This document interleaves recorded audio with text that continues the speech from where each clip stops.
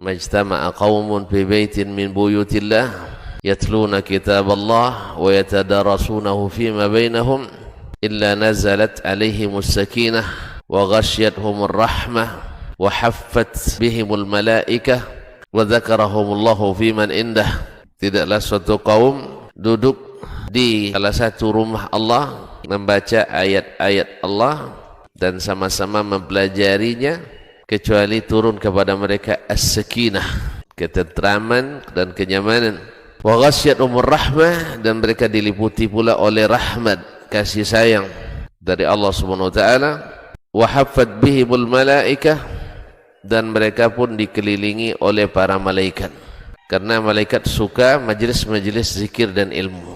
Wa dzakarahumullahu fiman indah, dan Allah akan banggakan sebut-sebut mereka di kalangan malaikat-malaikat yang ada di sisinya, di masyarakat atas. Mudah-mudahan kita termasuk yang sering disebut-sebut di sisi Allah di kalangan para malaikat, dan di akhir majlis ini mudah-mudahan kita pula mendapatkan seperti yang tersebut dalam hadis qudsi, qumu maghfuran lakum, silahkan berangkat meninggalkan majlis ini dalam keadaan diampuni dosa-dosa kalian.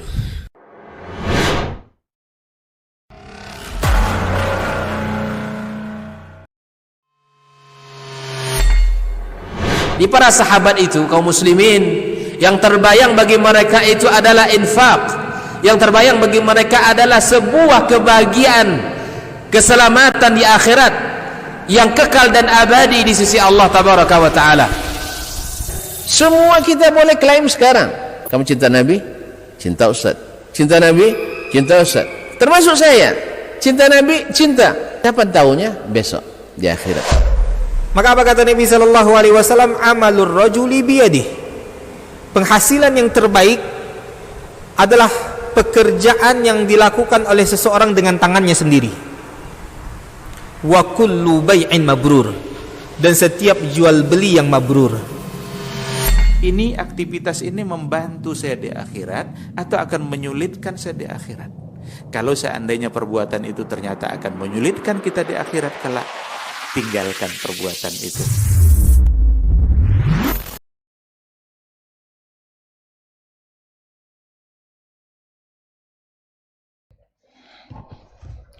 Bismillah. Assalamualaikum warahmatullahi wabarakatuh. Innal hamdalillah nahmaduhu wa nasta'inuhu wa nastahdihi wa nastaghfiruhu wa natubu ilaih. Wa na'udzu billahi min shururi anfusina wa sayyiati a'malina. May yahdihillahu fala mudilla lahu wa may yudlil fala hadiya lahu. Asyhadu an la ilaha illallah wahdahu la syarika lah wa asyhadu anna Muhammadan abduhu wa rasuluh la nabiyya wa la rasula ba'dah. Ya ayyuhalladzina amanu taqullaha haqqa tuqatih wa la tamutunna illa wa antum muslimun.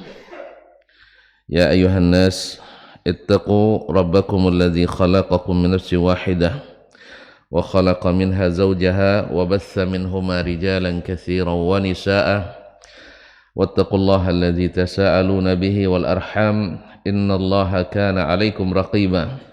Ya ayyuhalladzina amanu ittaqullaha wa qulu qawlan sadida yuslih lakum a'malakum wa yaghfir lakum dhunubakum wa man yuti'illaha wa rasulahu faqad faza fawzan 'azima. Amma ba'du, fa inna asdaqal hadithi kitabullah wa khairal hadi hadi Muhammadin sallallahu alaihi wasallam wa syarrul umuri muhdatsatuha wa kullu muhdatsatin bid'ah wa kullu bid'atin dhalalah. Ma'asyiral muslimin, ma'asyiral muslimat, al hadirin wal hadirat, wal mustami'in wal mustami'at, wal musyahidin wal musyahidat, bapak dan ibu-ibu, saudara-saudari serta adik-adik dan anak-anak yang hadir di Masjid Zaid bin Thabit radhiyallahu ta'ala anhu Pekanbaru, ataupun yang mendengarkan melalui 91,1 FM, ataupun yang menyaksikan melalui media live streaming KMTV dan lainnya dimanapun berada. Pada kesempatan ini, di subuh yang mudah-mudahan bercahaya ini, kita kembali harus bersyukur pada Allah Subhanahu wa taala atas rahmat nikmat yang diberikannya. Sungguh besar nikmat ini, karena di suatu hari nanti sangat kita butuhkan, seperti ayat yang dibacakan tadi oleh imam kita. Orang-orang yang dengan hati yang tulus, niat yang ikhlas datang ke rumah Allah di gelap-gelapnya malam, Allah berikan baginya cahaya yang sempurna pada hari kiamat nanti. Sedangkan mereka yang malas-malasan atau hanya karena riya, maka mereka akan kehilangan cahaya dan mereka akan minta, berikan kami cahaya. Bukankah kita dulu pernah bersama di dunia? Lalu dikatakan kepada mereka, cari cahaya di belakang kalian. Dulu kemarin memang bersama, tetapi kalian jatuhkan diri dalam fitnah dan terpedaya oleh berbagai tipu daya. Semoga Allah SWT selamatkan kita semuanya, khususnya dengan adanya majelis ilmu yang sentiasa mengingatkan kita pada Allah Subhanahu wa taala. Oleh itu mudah-mudahan nikmat ini sentiasa menemani sampai akhir hayat kita nanti dengan husnul khatimah hendaknya. Amin. Ma'asyiral muslimin, selawat dan salam kepada baginda Nabi alaihi salatu wassalam yang mudah-mudahan menjadi satu-satunya imam bagi kita. Tidak sebagai klaim sebagian yang mengatakan imam besar kita adalah Ibnu Taimiyah atau Syekh Muhammad bin Abdul Wahhab. Tidak. Imam kita adalah Muhammad bin Abdullah bin Abdul Muttalib al-Hashimi al-Qurashi al-Adnani al-Ibrahimi al-Ismaili sallallahu alaihi wa ala alihi wa ashabihi wa tabi'ina bi ihsanin wa sallam. Itu imam terbesar kita yang menjadi ikutan kita. Kalau benar yang dikatakan oleh Ibnu Taimiyah mengikut Nabi alaihi salatu wasallam, kita ikuti. Dan itulah yang disuruh oleh Nabi sallallahu alaihi wasallam. Kalau benar yang dikatakan Syekh Muhammad bin Abdul Wahhab At-Tamimi, maka kita ikuti, karena itu yang disuruh oleh Nabi sallallahu alaihi wasallam. Ma'asyiral kiram dirahmati Allah SWT, karena di zaman mutaakhirin yang kembali menyucikan, mentajdid dan mengembalikan seperti di zaman awal, yang paling terkenal adalah mereka, maka banyak kita mengutip pendapat mereka tanpa juga melalaikan ulama-ulama yang sebelumnya, yang juga pada umumnya di zaman dahulu para al-a'immatul arba'ah, imam yang 4, itu mereka adalah urutan utama dan pertama bagi para imam-imam tersebut.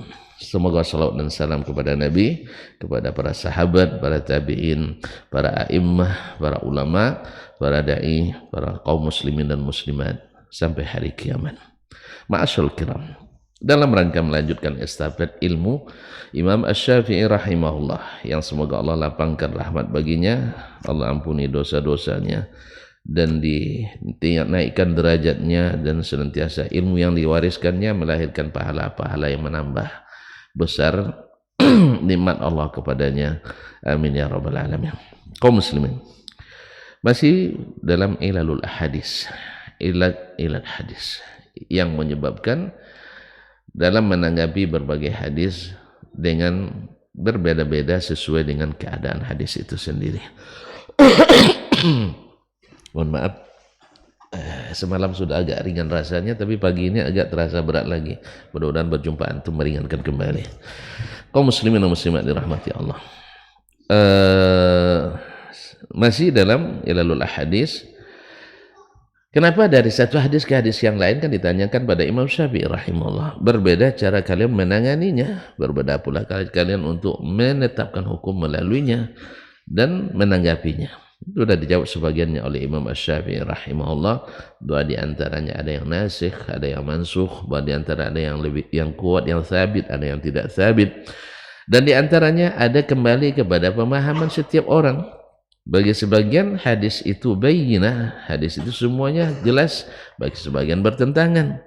Maka berdasarkan itu maka kita kembali kepada yang lebih mendalam ilmunya, yang lebih tajam analisanya, dan itu adalah biasa. Zalika fadlullah yu'tihi may yasha. Itu biasa karena Allah memberikan karunia kepada siapa yang Dia kehendaki. Imam Ahmad misalnya Allah berikan baginya kelebihan, lebih tahu tentang seluk-beluk sanad hadis, tentang hadis lebih banyak hafal. Imam Syafi'i rahimahullah Allah berikan kepadanya kelebihan analisa yang lebih tajam dari Imam Ahmad rahimahullah taala. Tetapi analisa dibanding dengan hadis Nabi, tentu hadis Nabi di atas analisa segalanya. Yang jelas tidak ada yang bertentangan dalam agama ini, kecuali ada masalah bisa di orang yang memahaminya, bisa di nas yang dipahami sabit atau tidak, atau ada di antaranya yang dinasakh dan ada pula yang menasakh. Nah sekarang sampai pada alinea ke-591 dari tahqiq Syekh Ahmad Muhammad Syakir rahimahullah. Qala al-Imam Syafi'i wa ma naha anhu Rasulullah sallallahu alaihi wasallam fa huwa 'ala at-tahrim. Ini nah, Imam Syafi'i mengatakan apapun yang dilarang oleh Rasulullah sallallahu alaihi wasallam fa huwa 'ala at-tahrim, maka makna aslinya adalah menunjukkan haram. Ini Imam Syafi'i rahimahullah ingin menyampaikan kepada kita kaum muslimin bahwasanya hukum asalnya larangan itu wajib ditinggalkan. Apapun yang dilarang oleh Nabi sallallahu alaihi wasallam wajib ditinggalkan. Ini hukum asalnya. Sebab apa? Dia adalah utusan Allah. Larangannya larangan Allah, suruhannya suruhan Allah. Tidak mungkin seorang hamba yang taat, seorang hamba yang taat, yang mengaku loyal dan cinta, lalu datang kepadanya perintah dan larangan, dia akan mencari-cari alasan, ya kan? Apalagi Allah Subhanahu wa taala yang semua keinginan kita, yang semua kebutuhan kita, semua kehidupan kita, hidup dan mati kita, kemana kembalinya kita di tangannya Allah Subhanahu wa taala. Masa kita bilang, ya Allah, ini kayaknya mazhabnya sulit sekali nih yang begini, berat sekali. Enggak, berat tak berat, sebab apa yang Allah janjikan lebih besar daripada apa yang kita inginkan. Dilarangnya kita minum tangan kiri misalnya, tangan kanan kan ada, kecuali antum tidak punya tangan kanan, ya tak? Kecuali tidak punya tangan kanan. Kalau tidak punya tangan kanan, kaki pun boleh dipakai untuk minum. Seperti orang yang tidak punya tangan sama sekali. Tapi sekarang antum punya tangan kanan. Makanya jangan ngeyel. Ada yang ngeyel di zaman Nabi SAW. Ya, disuruh minum tangan kanan. La astati, saya tidak sanggup katanya. Subhanallah. Dia mengatakan la astati karena lebih mendahulukan kebiasaannya.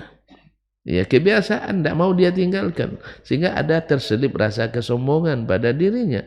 Lalu Nabi katakan lan tastati. Kalau begitu kamu tak akan pernah sanggup lagi. Sejak itu lumpuh tangannya. Walaupun para ulama ikhtilaf apakah minum tangan kiri itu haram atau sekedar makruh. Ala kulli hal, kalau melihat itu kita katakan ini larangan Nabi sallallahu alaihi wasallam. Maka yuhmal fil asl ala tahrim. Sehingga lahirlah kaidah yang disebutkan oleh para ulama usulul fiqh dan para fuqaha bahwasanya al-aslu fin nahyi lit tahrim. Ini yang dimasukkan oleh Imam Syafi'i rahimahullah. Hukum asalnya larangan itu memfaedahkan tahrim. Artinya hukum asalnya larangan itu haram untuk dilanggar. Tetapi ada pengecualian? Ada. Ini kan hukum asalnya. Dan Allah pasti suka. Allah pasti suka bahwa larangannya ditinggalkan. Karena ini lambang ketakwaan. Bukan ketakwa itu meninggalkan larangan, mengerjakan perintah dan suruhan. Yang takwa, semakin lengkap kita meninggalkan larangan, semakin lengkap ketakwaan. Dan takwa itu juga bertingkat-tingkat. Wa tazawwadu fa inna khairaz zadi taqwa. Berbekallah, sebaik-baik bekal itu adalah ketakwaan. Orang yang bertakwa, yang berhati-hati seperti kata Umar bin Khattab, seperti yang berjalan di atas tanah yang penuh dengan duri. Apakah? Dan dia tambah sandal pula. Akal bebas dia kayak main bola. Ya pakai sepatu yang pakai tajam-tajam, apa namanya sepatu Lodam. Kalau tidak salah namanya lodam dulu. Bahasa Indonesianya apa? Saya tidak tahu sekarang. Sepatu yang ada durinya di bawah itu apa? Hah? Gambir. Betul lah saya. Nanti salah pula saya. Gombi ya? Gambir ya? Ya Allah. Saya ragu nih. Tidak apa-apa. Nah, kalau kami namanya sepatu lodam dulu. Entah dari bahasa apa saya tidak tahu juga. Nah, dari masa di pondok dulu namanya sepatu yang ada lodam.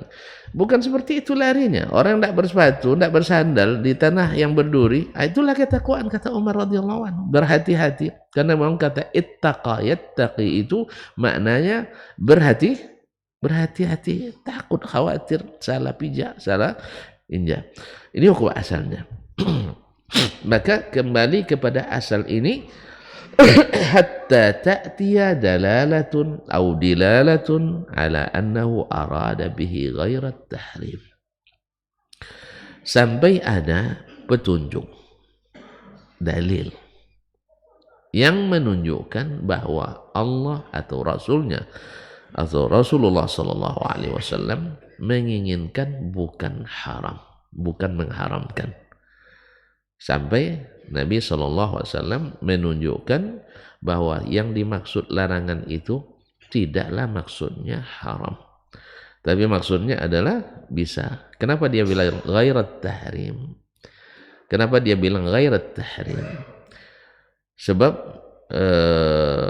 karena kalau tidak dibilang ghairat tahrim bisa saja maknanya ibaha, boleh. Sedangkan di antara yang boleh itu ada yang makruh. Maka takbir Imam Asy-Syafi'i rahimahullah sangat teliti. Dia mengatakan ghairat tahrim.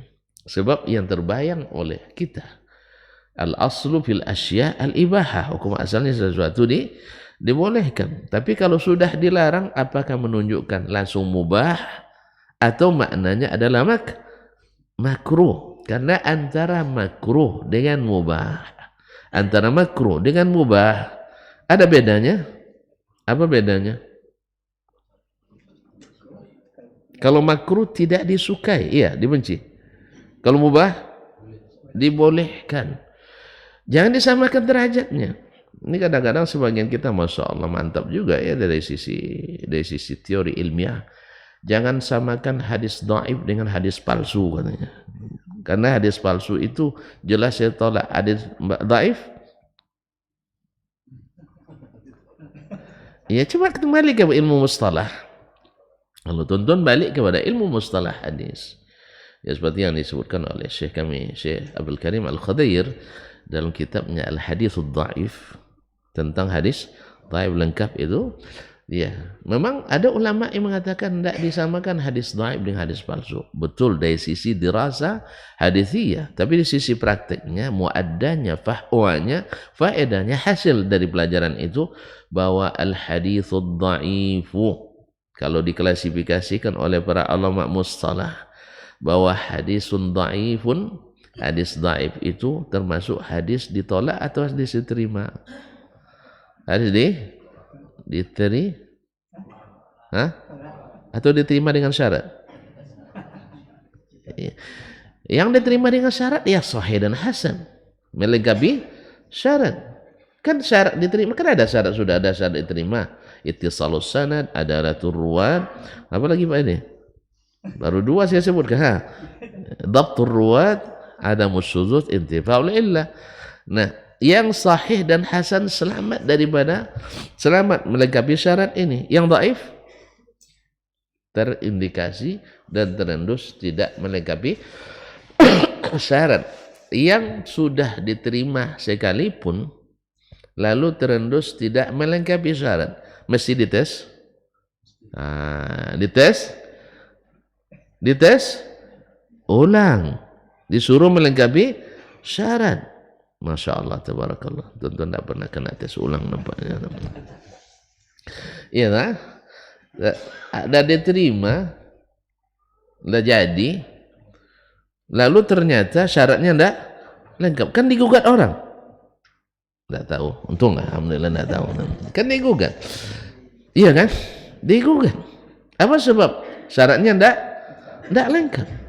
Jadi kalau tidak lengkap syarat, tertolak sebenarnya. Sah? Jangan kemana-mana, di pelajaran aja, pelajaran hadis. Nah, jangan kemana-mana. Ya. Mesti tertolak. Tapi sekarang syaratnya, hadis dhaif syaratnya lengkap atau tidak? Ya tidak lengkap. Oleh sebab itu hadis dhaif terpakai atau tidak? Tidak boleh dipakai. Jelas? Menurut kesepakatan para ulama mustalah hadis, para fuqaha, muhaddisin, usuliyin semua bahwa hadis dhaif itu tidak diterima. Kalau tidak diterima boleh dipakai? Ya tidak dipakai. Kalau dipakai digaji? Ya tidak. Ya walaupun dipakai, kecuali ada pihak lain yang boleh menggaji. Kalau masalah pahala tidak ada pihak lainnya. Jelas? Saya misalnya punya lembaga yayasan, lalu tes. Nah, dia tidak lengkap syaratnya. Tapi karena saya butuh dengan dia, saya ajak dia kerja. Tapi boleh saya keluarkan dari uang yayasan? Boleh? Tidak tahu undang-undang yayasan. Tidak boleh saya pakai uang yayasan. Sebab apa? Sebab dia tidak lulus. Tidak lulus. Dan tidak cukup syarat. Lalu saya lakukan ini, kalau saya lakukan berarti terjadi pelanggaran. Ya, zaman di dunia ini boleh aja pelanggaran kan, di akhirat kan tidak ada. Mohon maaf. Jadi intinya kaum muslimin dan muslimat dirahmati Allah, bahwa harus dibedakan, kan cerita tadi kan bersetingki nak membedakan sebuah maudhu dengan hadis dhaif. Nah juga di sini kita harus membedakan mana yang makruh, mana yang mubah. Yang makruh walaupun tidak berdosa bila dikerjakan, tetapi setidaknya kita punya perasaan tidak enak melakukan. Ya tidak enak melakukan, apalagi orang-orang yang dipandang, orang-orang yang dipandang dan dijadikan contoh. Misalnya minum kiri, misalnya. Hukumnya apa tadi? Nah, makruh kata beliau. Dah dapat ketetapan makruh. Ini profesor fikih ini nampaknya. Ini profesor fikih nampaknya. Iya. Jadi saya pernah menghadiri sebuah seminar nasional apa internasional, saya lupa. Intinya jangan tanya di mana ya, karena saya jalannya banyak juga. Subhanallah, ada beberapa pemateri dari 7 yang tampil waktu itu. Alhamdulillah 5 istiqamah minum tangan kiri. Ini para guru besar ini, guru besar agama, bukan guru besar umum ya, guru besar agama. 5 istiqamah minum kiri. 1 kadang-kadang kiri, kadang kanan, kurang istiqamah. Nah, di antara yang 7 hanya 1 yang istiqamah minum kanan. Mungkin pendapatnya sama dengan beliau. Hukumnya makruh. Ya, hukumnya makruh. Ya gimana lagi kalau sudah kembali pendekatan hukum, ya kita katakan Anda tidak bisa dituntut secara hukum. Sah. Tapi kalau pendekatan iman, pendekatan sunnah, kita katakan Anda rugi. Sebab Anda dicontoh orang. Nanti jadi contoh yang tidak baik. Ini kan kalau sudah kita punya pikul guru, nama guru besar, ya tak? Profesor di bidang keagamaan, biarlah tafsir, hadis, fikih, usul fikih. Tentu orang sudah merasa ini contoh terbaik. Tidak sembarang jadi guru besar. Poinnya jangan main-main antum. Kumnya tinggi, kamnya juga tinggi. Tahu beda kum dengan kam? Kalau kum itu angka kredit. Kalau kam, nah, jadi ada kredit, ada duit. Yang penting yang mana? Nah, kam katanya. Tapi untuk dapat kam tinggi itu kumnya harus juga tinggi, berarti harus orang-orang hebat memang. Orang-orang yang hebat, setidaknya hebat mengurus pangkat. Setidaknya hebat mengurus pangkat. Paham hebat mengurus pangkat? Pandai memanfaatkan momen dan situasi untuk menambah kredit poin. Kaum muslimin dan muslimat dirahmati Allah, itu orang-orang yang akademisi yang paham. Kalau kita di masjid ini kan tidak paham kita. Karena kita yang cari kam aja kum. Enggak ada. Allah musta'an. Tapi kalau tidak tinggi kum, kam juga tetap rendah. Nah, kaum muslimin dan muslimat jelas. Jadi pendekatan hukum selalu membuat lemah kita pada umumnya. Saya kan tidak dituntut, enggak apa-apa. Tapi kalau seandainya pendekatan iman, kalau ditinggalkan yang makruh itu ada penghasilan, kalau dilaksanakan yang makruh itu minim atau nihil penghasilan, tentu kita cari yang berpenghasilan.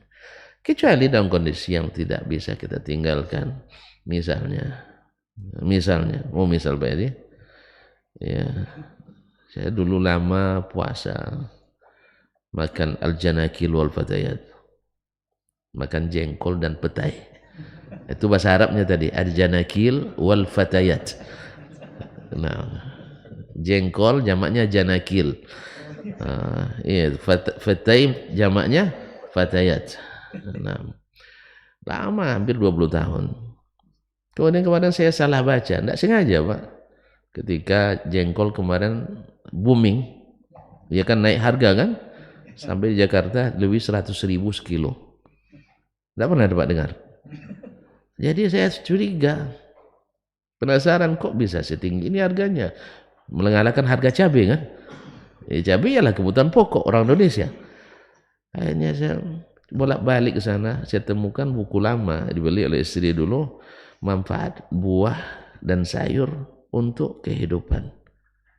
Terbacalah bab janakil wal fatayat. Subhanallah. Ternyata hasilnya ya antioksidan, anti kanker nomor 1 sampai hari ini di Indonesia setidaknya, ternyata jengkol nomor 1. Tapi saya tidak ngajak Bapak ngamal. Bapak dah lewat umur nih kami yang muda-muda ini. Bapak dah ada aman alhamdulillah. Saya tidak ngajak. Ini saya hanya menceritakan kenapa saya terpengaruh. Pengaruh. Baru 2 tahun belakangan ini tidak sampai sebagian kawan berseloroh. Nampaknya fatwa ada berubah nih Ustaz. Nah, karena dia tahu saya tidak pernah nyentuh lagi sejak dalam hampir 20 tahun. Bukan tidak suka, sangat suka. Gimana tidak, darah daging ini pernah tumbuh dari jengkol wal fatayat, mulai dari jengkol muda, jengkol gelambah, jengkol goreng, panggang jengkol pun pernah dimakan, kayaknya pernah dimakan, rebus jengkol apalagi. Nah, ini kaum muslimin dan muslimat dirahmati Allah, akhirnya terpengaruh, walaupun tidak selalu, tapi kalau ada saya makan, kalau tidak dicari. Paham Pak? Kalau dihidangkan, jalan ke rumah Pak Edi misalnya, hidangkan jengkol, rebus jengkol, goreng jengkol, ulam jengkol, rendang jengkol, tidak ada pilihan, saya ambil. Niatnya untuk pencegahan. Pada awak dulu selalu kabarnya brokoli itu bagus, ya kan? Brokoli itu kan mahal, dibanding sayur yang lain. Ya dah, mana yang mahal, brokoli atau apa? Atau kol? Pasti lebih mahal brokoli kan? Boleh juga brokoli, katanya bagus anti kanker. Ternyata jengkol produk asli kita lebih bagus. Ada tetebang pula jengkol dulu. Kaum muslimin dan muslimat dirahmati Allah. Nah, kecuali dalam kondisi seperti ini atau khawatir ya, tapi tidak semua yang makruh itu dilakukan. Artinya tidak dihobiin. Kaum muslimin dan muslimat, termasuk diantaranya yang menjadi konsumsi harian, seperti pria punya selera. Iya, paling sedikit makruh hukumnya, walaupun makruh tahrim. Makruh tahrim. Ia berusaha lah untuk meninggalkannya, berusaha untuk menjauhinya, karena dia dibenci oleh Allah, dibenci oleh Rasulullah, dibenci oleh orang yang sholat di sekitar kita. Ya, kalau antum pas ke masjid jangan lagi pakai itu. Kalau pakai itu sholat pakai masker aja lah. Ya, pakai masker, ini lebih bahaya daripada. Wallahu musta'an. Kaum muslimin dan muslimat rahmati Allah. Jadi ini hukum asal dari larangan li tahrim, kecuali ada dalil yang mengatakan bukan haram. Saya ulang kembali. Hukum asalnya larangan itu yufidut tahrim. Maknanya adalah diharamkan. Illa ma dalal dalilu ala ghairi tahrim. Kecuali ada dalil yang memalingkannya dari makna selain haram. Apa contohnya?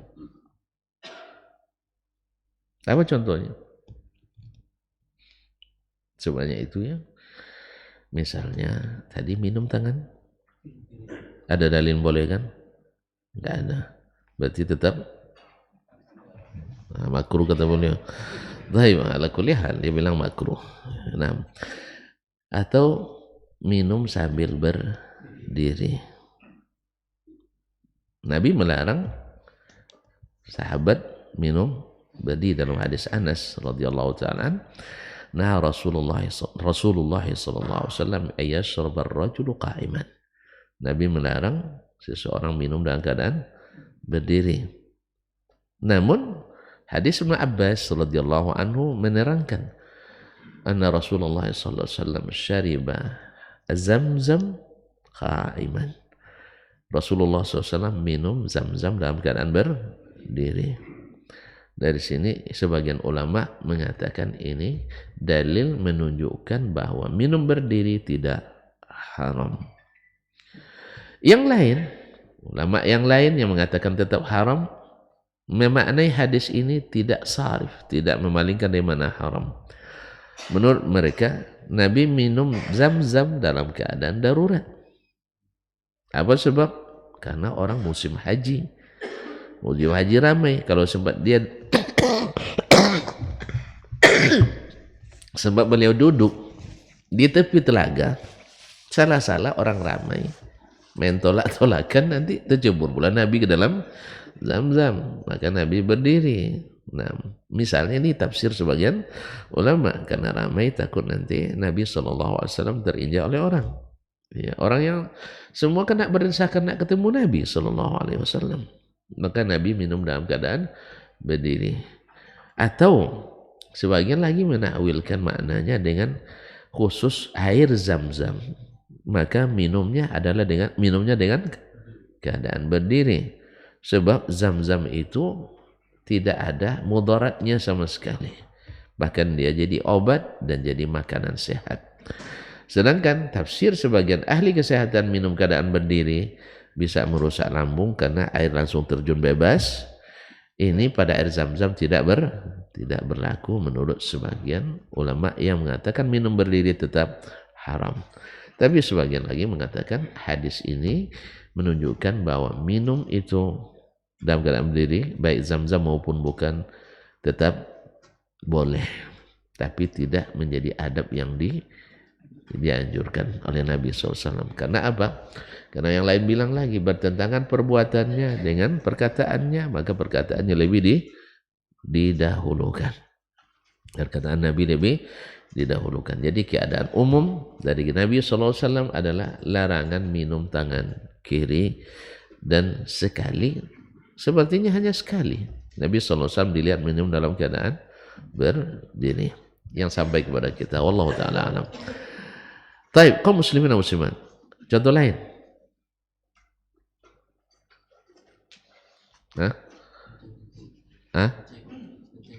Nabi SAW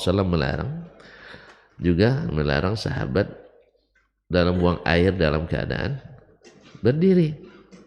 Karena ilahnya adalah min babil adab. Kemudian juga dari sisi kesehatan, bahwa dalam keadaan berdiri kandung kemih itu tidak sempurna mengeluarkan airnya, sehingga dia dikhawatirkan tersisa. Maka ada posisi yang paling baik itu adalah posisi jongkok, bukan duduk, Pak. Ini posisi jongkok, bukan duduk. Duduk justru merusak. Kan di toilet duduk itu kan tulisannya American standar. Nah, standarnya orang Amerika, bukan standar kita. Standar Amerika.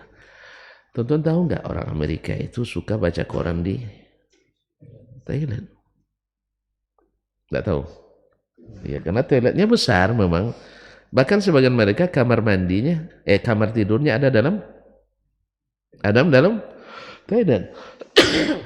Sebagian mereka toiletnya ada di dalam kamar, ada tempat tidur dalam kamar mandinya. Nggak pernah jalan-jalan ke rumah orang Amerika, Pak? Belum? Nonton film Amerika? Nggak juga? Dulu ya, Nah, kaum muslimin dan muslimat dirahmati Allah. Jadi mereka tuh sambil baca, sehingga baca dalam keadaan jongkok capek, maka mereka bikin WC duduk. Dan pada asalnya WC duduk ini ditemukan untuk orang-orang sakit, orang kegemukan, tidak bisa jongkok, dibuatkan itu. Akhirnya dicobain pula sama yang sehat, nyaman pula sambil baca koran, kadang sambil chatting. Allah Musa. Kan orang tuh kan tak pakai assalamualaikum. Kaifal hal? Alhamdulillah, enggak ada. Iya kan? Pada umumnya mereka, how are you? Fine, thank you. Gitu aja ceritanya. Kapan di bisnis, kapan cari uang, itu ceritanya. Karena di WC, itulah ceritanya. Tapi kalau kita enggak boleh kan? Assalamualaikum, gimana jawaban? Ada juga. Tapi enggak usah diceritakan. Kaum muslimin dan muslimat dirahmati Allah. Dan WC duduk seperti ini dalam survei atau riset, saya lupa tahun berapa, pokoknya beberapa tahun sebelum ini saya baca, kalau tidak salah saya masih di Madinah, ternyata lebih di atas atau hampir mencapai 70% ambeien, kasus ambeien itu terendus atau terindikasi rata-rata pengidapnya punya WC duduk di rumah. Ya, hampir 70% di Amerika dan Eropa karena memakai. Ya, ini kesimpulan para medis ini, saya tidak tahu. Ya, saya tidak tahu menahu, saya tidak buat penelitian sendiri. Hampir 70% orang yang berpenyakit ambeien di rumahnya memiliki WC duduk. Apakah itu satu-satunya? Bisa tidak? Bisa faktor makanan terlalu pedas, atau bisa saja kerja terlalu berat, atau duduk terlalu lama dan sebagainya. Tapi dari sekian indeks yang diambil adalah rata-rata mereka mempunyai WC duduk, bukan WC jongkok. Sehingga dia diambil kesimpulan bahwa WC jongkok termasuk WC duduk termasuk penyebab utama penyakit ambeien atau wasir bahasa kita. Sebenarnya dari bahasa Arab tuh bawasir. Orang kita kan suka meringkas. Jadi bawasir menjadi wasir. Sayyidati jadi pindah ke Mesir jadi Siti. Nah, ya dari Sayyidati sampai ke Mesir jadi Siti. Kalau masih di Madinah maka masih Sayyidati.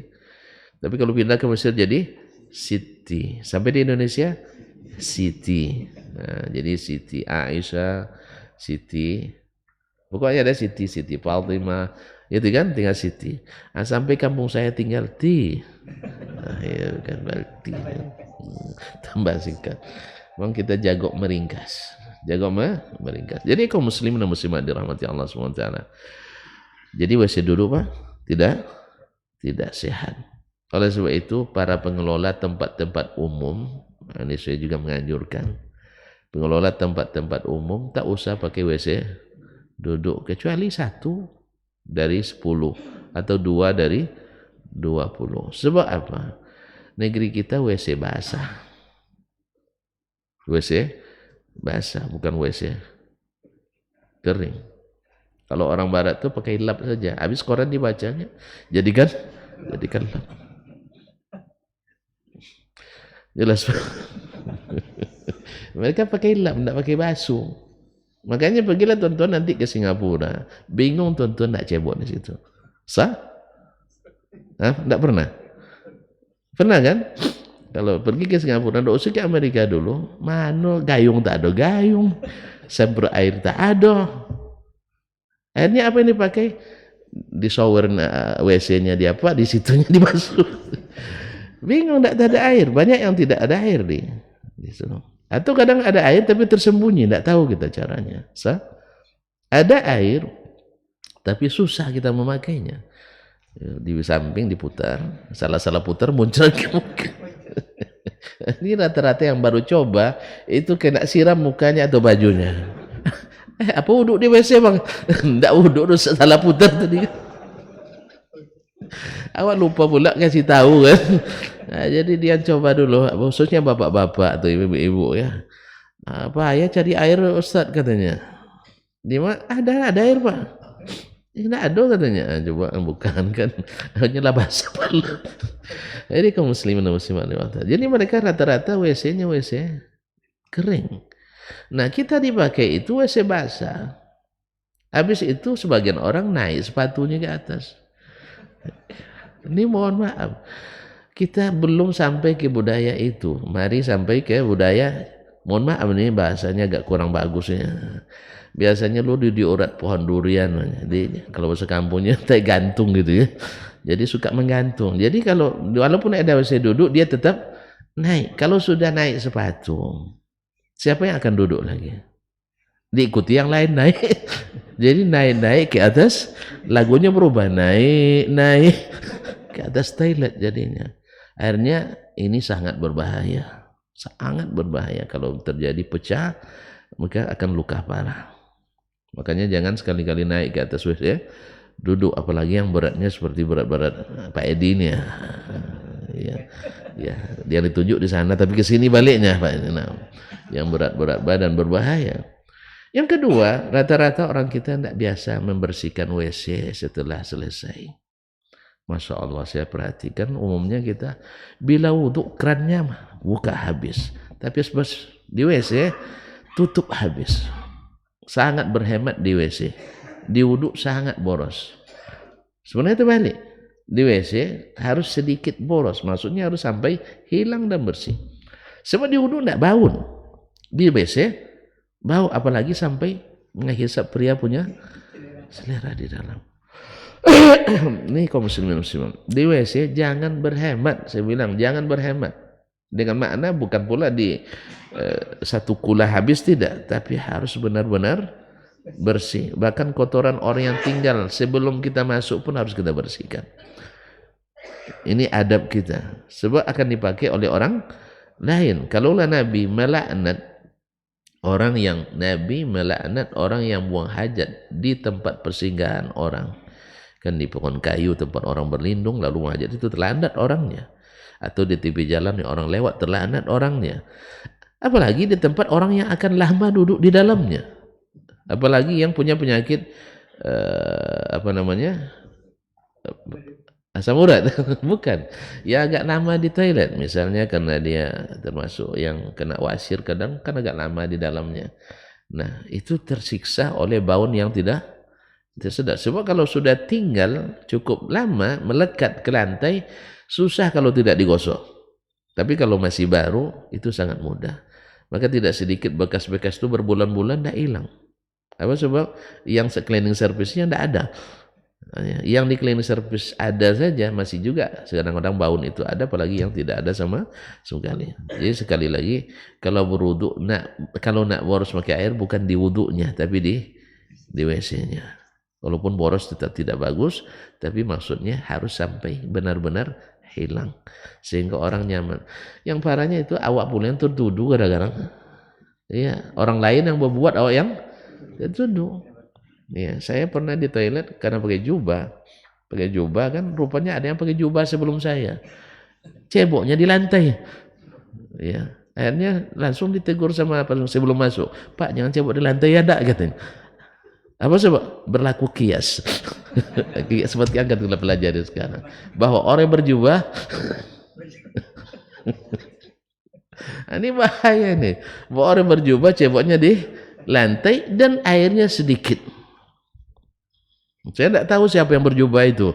Apa jemaah Zaid bin Sabit? Nah, kalau jemaah sini saya ingatkan dari sekarang. Dari dulu sudah saya ingatkan juga kan. Kalau itu jemaah saya ingatkan. Supaya nanti Ustaz tidak kena tuduh. Ya, supaya saya tidak kena tuduh. Gitu. Apa sebab? Dia rupanya cebok di lantai, airnya pun sedikit. Sehingga, mohon maaf, bekas-bekas masih ada. Jadi itu kaum muslimin, mohon maaf nih. Ini gara-gara tadi beliau yang bikin contoh tadi itu, makanya hati-hati bikin contoh. Kalau bikin contoh salah, lama prosesnya. Lama prosesnya. Padahal saya nak masuk ke bab kias tadi. Bab kias ini termasuk bab sulit juga memang, tapi gara-gara antum tidak jadi kita masuk kayaknya. Contohnya sampai ke yang sensitif sekali. Karena ini kita kan sering sama-sama kita tersiksa.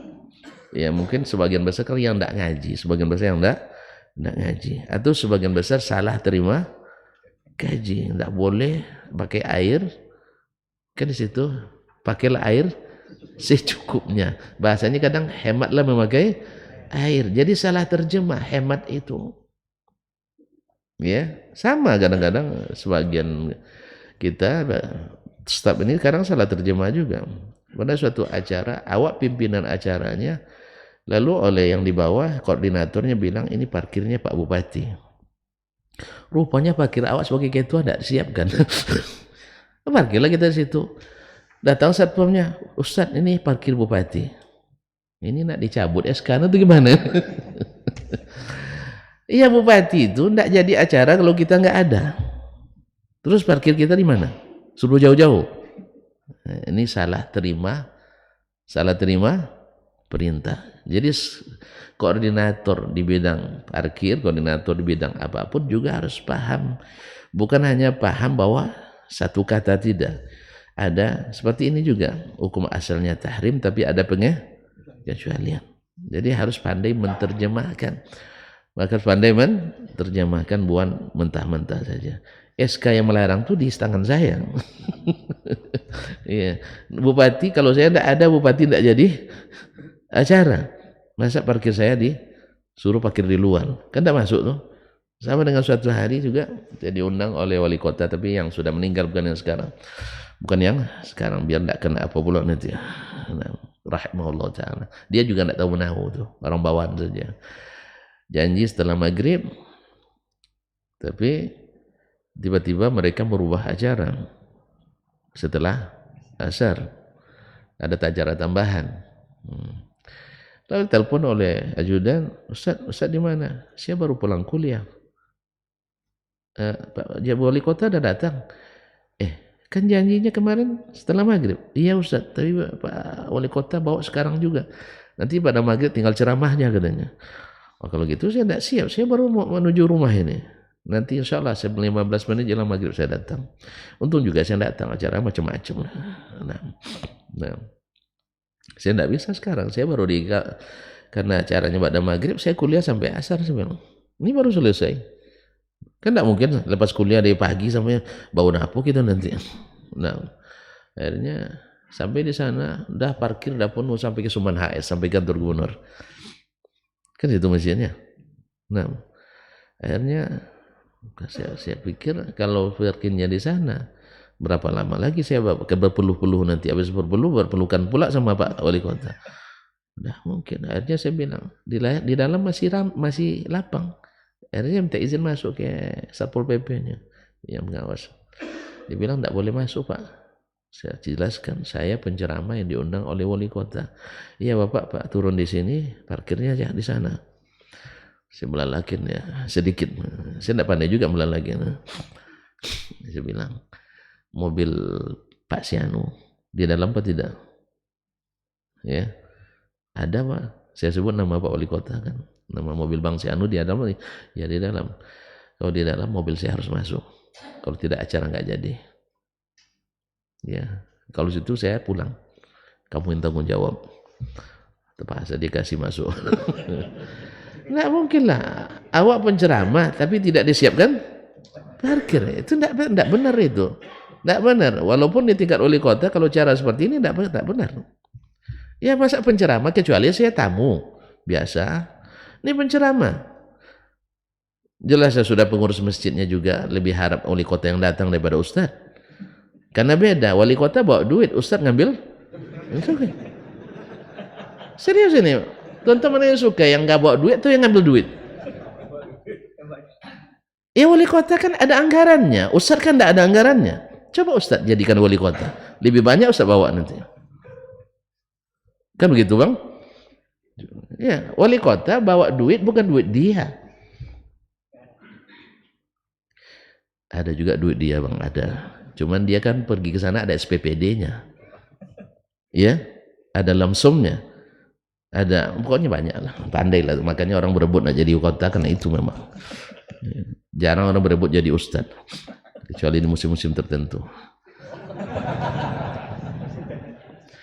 Kok ketawa tuan-tuan?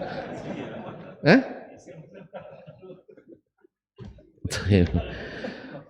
Hah? Apa Pedi? Jangan ditafsirkan. Ya tafsirkan. Dah. Jadi contoh yang tidak karena keadaan ini sebenarnya besar, satu judulnya dia aja lah dulu ya, karena antum kasih contoh yang ini. Jadi kembali ke tadi, Nabi SAW melarang anil bauli ayyawal rajulu aw la yabulanna ahadukum qa'iman. Jangan seseorang dari kalian buang hajat dalam keadaan berdiri. Lalu di suatu peperangan dalam hadis Al-Mughirah bin Syu'bah, hadis Sahih Bukhari, annahu ra'a an-nabiy sallallahu alaihi wasallam ata subatata qaumin. Dia datang ke tempat pembuangan sampah suatu kaum. Subatah itu tempat pembuangan sampah. Kalau kita TPA-nya lah ya, tempat taman tempat pembuangan akhir, bukan TPA yang ini ya. Nah, taman tempat pembuangan akhir. Salah nama sebenarnya Pak. Ya. Makanya berubah sekarang jadi TPQ. Taman Pendidikan Al-Qur'an. Dulu kan TPA namanya. Nah, karena sama dengan TPA ini maka dirubah. Pokoknya asal ada yang nggak bagus dirubah. Kan itu. Berubah untuk maju. Iya, itu moto UIN kami dulu.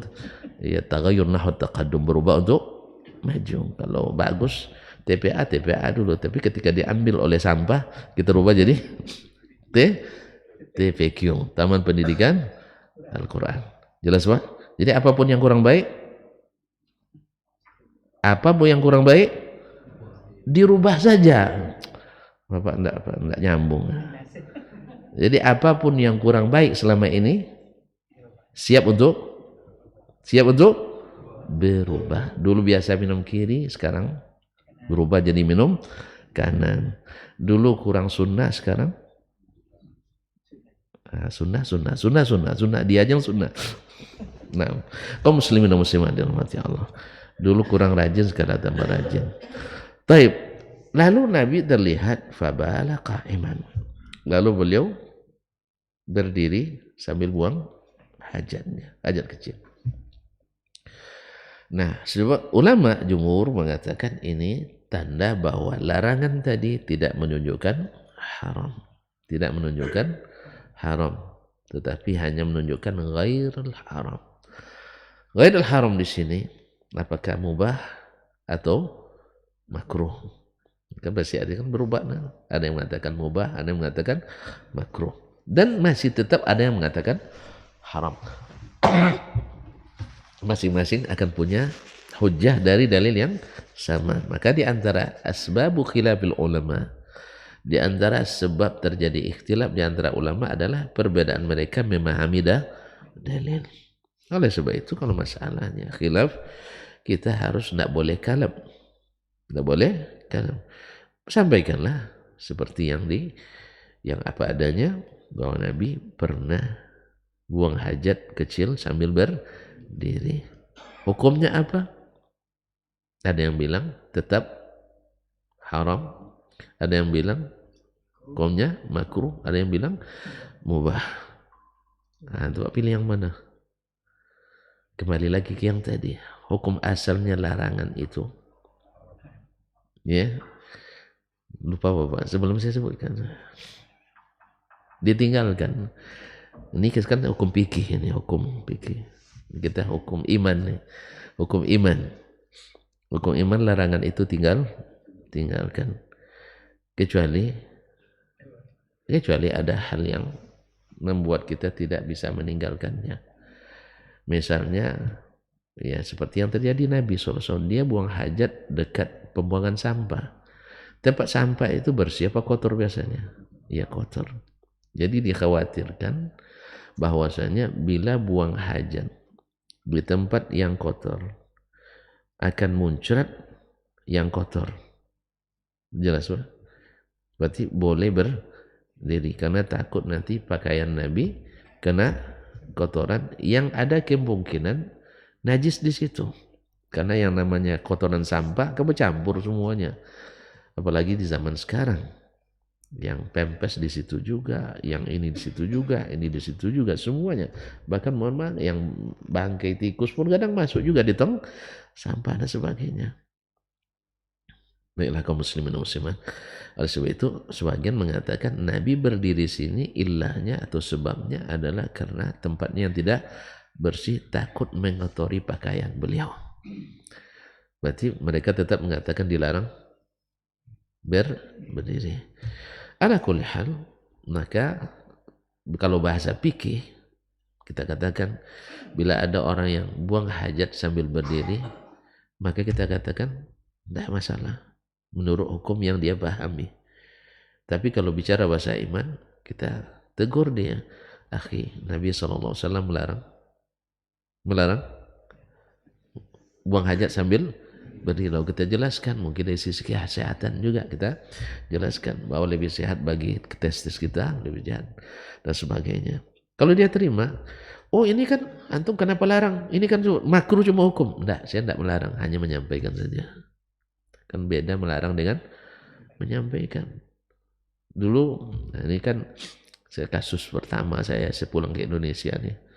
Kasus pertama bang, ya, di masjid. Ya. 2 hari baru saya sampai nyewa rumah di sekitar satu tempat. Ada gotong royong. Ya masih baru kan, belum banyak jadwal kan. Bisa gotong. Sekarang nih banyak alasan. Ada kegiatan ini, kegiatan itu. Bukan alasan, memang kenyataannya gitu. Pas hari libur, kan ada yang bilang, Ustaz kami ke rumah hari Sabtu. Sabtu jam berapa? Sekian, saya tidak di rumah. Kan hari libur Ustaz. Itu nggak tahu. Ustaz tuh hari libur paling banyak kegiatannya. Allah musta'an. Jadi kaum muslimin ikut gotong royong di masjid, diputarlah lagu-lagu irama padang pasir. Irama padang pasir itu kan bahasa Arab, atau bahasa Indonesia yang diarabkan. Nah, tentu isinya, kalau isinya lumayan, cuman pakai dendangnya itu. Berdendang bergoyang. Allah musta'an. Gimana caranya? Awak orang baru datang, udah bikin timbul masalah. Akhirnya saya coba mencari ketua pengurus. Saya sampaikan ketua pengurus, Assalamualaikum. Salam. Saya tanya, Pak, ada nggak kaset lain? Kan artinya putar kaset lain. Oh Ustaz punya lagu lain enggak katanya. Oh, salah lagi nih. Salah masuk saya. Dikiranya saya punya lagu. Bukan baru pulang dari Arab ceritanya. Pulang dari Arab kan banyak lagu lagu Arab yang lebih bagus, yang lagi hit barangkali kan. Pasti Ustaz punya ini. Nah, karena sebagian yang pulang dari Arab kan banyak koleksinya. Ini sebagian saudara kita yang pulang belajar dari Arab memang punya koleksi lumayan. Karena memang dicarinya di sana. Nah, saya bilang bukan itu maksudnya Pak. Ini kan ada musiknya. Jadi kalau bisa ya putarlah. Kalau bisa mengaji atau ceramah, nah, itulah. Saya kira Ustaz punya kaset yang bagus katanya kan. Nah, saya tidak punya. Tapi akhirnya beliau tidak langsung dirubah, memang tidak langsung. Sekitar 10 menit baru mungkin agak berkata-kata dalam hati. Saya menjelaskan ini kan musik ini setidaknya dipresisikan ulama. Ada yang bilang haram, ada yang bilang halam sebenarnya. Ya, ada yang bilang haram, ada yang bilang halam. Kan tergantung isinya. Berarti halam kan. Nah kalau isinya bagus, bagus. Kalau isinya tidak bagus, tidak bagus. Dia lupa orang bicara tentang alat, bukan bicara. Nabi bicara tentang alat, ulama bicara tentang alat, bahwa alat musik tak boleh diwariskan. Ini perkataan Imam Nawawi rahimahullah. Alat musik tak boleh diwariskan, tidak boleh dihibahkan, tidak boleh diwakafkan, tidak boleh dihadiahkan, tidak boleh jual, tak boleh dibeli. Lalu gimana Imam? Tutlab, dihancurkan. Nah, setelah jadi barang rongsokan baru nanti daur, tapi jangan musik lagi. Nah, tidak boleh dihadiahkan, tidak boleh, jadi dosa. Jadi kalau ada yang mewakafkan alat musik nanti ke Masjid Z, bilang perkataan Imam Nawawi, dan ini ijma ulama. ma'asyiral ijma' ulama kecuali Ibnu Hazm rahimahullah taala wa ghafaran. Kaum muslimin muslimat, 10 menit baru dirubah. Alhamdulillah mungkin berkata-kata hatinya. Ternyata ada yang tidak senang. Selesai zuhur dihadang saya tengah jalan. Masya Allah. Alhamdulillah langsung dihadang. Anda orang baru pertama sampai kok larang-larang. Nah, saya bilang, Pak, mohon maaf, bedakan antara melarang dengan menyampaikan. Saya punya kewajiban menyampaikan. Ya, dan saya sampaikan melalui Pak Ketua. Kalau Bapak marah juga harus marah lalu Ketua dulu, baru sampai ke saya. Jadi kalau nak marah melalui Ketua. Ya, tapi saya siap-siap juga. Biasalah, siap-siap juga lah sedikit. Mengelak bukan apa, atau lari. Bapak salah paham. Saya kan tadi nyampaikan tidak pakai marah-marah, Pak. Jadi Bapak jangan marah, itu aja. Saya kan tidak pakai marah-marah, kecuali saya bilang haram. Kan itu yang tidak boleh ya. Kan tidak boleh, haram. Beda, jangan. Orang sedang asik lalu teriak-teriak, jangan. Saya datangi yang punya kewenangan kan. Kalau dia terima alhamdulillah, kalau tidak kewajiban saya sudah sampai. Saya hanya menyampaikan, jangan sampai saya berdosa. Dan saya punya keberanian untuk menyampaikan dengan mulut. Kalau kekuasaan saya tidak punya. Saya bukan pengurus. Saya berikan kekuasaan kepada pengurus. Dia nak gunakan, silakan. Kalau tidak, ya semoga Allah memaafkan. Saya hanya menyampaikan. Jadi bukan melarang. Ya sampaikan itu. Saya tidak melarang. Cuma saya menyampaikan. Antum terima, alhamdulillah. Kalau tidak, seandainya saya benar, saya tidak berdosa lagi. Andainya antum benar, buktikan dengan dalil pula. Tidak ada masalah. Kalau gitu kan aman sebenarnya. Cuman banyak yang memprovokasi. Itu masalahnya. Allah itu kaum muslimin dan muslimat. Jadi contoh yang antum sampaikan cukup memperpanjang masalah. Akhirnya kita cukup dengan satu masalah saja. Ya, saya takut. Ini selesai setengah jam selesai nih rencana semalam semuanya 2 halaman ini. Masuk masalah lain nanti ternyata tidak selesai. Alhamdulillah. Tapi ini memang di bab usul fikih jadi satu bab tertentu. Al-aslu fil nahyi litahrim. Hukum asalnya larangan itu adalah haram illa madallad dalilu ala khilafih, kecuali ada dalil yang menunjukkan makna lain. Ini di antara contoh yang disebutkan, yaitu buang hajat kecil sambil berdiri. Nabi melarang, tapi di satu saat beliau melakukannya. Nah, di sini terjadi perbedaan penafsiran ulama. Ada yang menetapkan ini halah khasah sebagai sesuatu keadaan khusus, tidak berlaku umum. Ada yang mengatakan hukum asalnya sesuatu itu berlaku umum walaupun sebabnya khusus. Al-ibratu bi umumil lafzi la bi khususi as-sabab. Ala kulli hal, kita akan tetap kalau ada yang buang hajat berdiri terlihat oleh kita di tempat umum, ya kita kasih tahu. Tapi kalau dia mengatakan jangan larang-larang, kita bilang kita tidak melarang, hanya menyampaikan. Dia terima, alhamdulillah. Kalau tidak, semoga suatu saat kembali. Wallahu ta'ala alam wa sallallahu ala nabiyyina Muhammadin wasallam. Terima kasih dan mohon maaf. Subhanakallah bihamdik, asyhadu an la ilaha illa anta astaghfiruka wa atubu ilaik. Wassalamualaikum warahmatullahi wabarakatuh.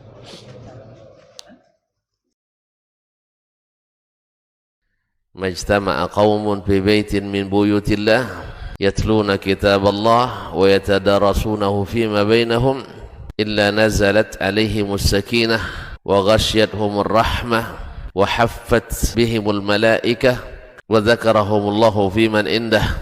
Tidaklah suatu kaum duduk di salah satu rumah Allah membaca ayat-ayat Allah dan sama-sama mempelajarinya, kecuali turun kepada mereka as-sakinah, ketentraman dan kenyamanan.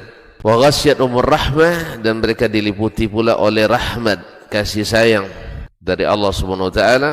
Wa haffat bihimul malaikah, dan mereka pun dikelilingi oleh para malaikat, karena malaikat suka majlis-majlis zikir dan ilmu.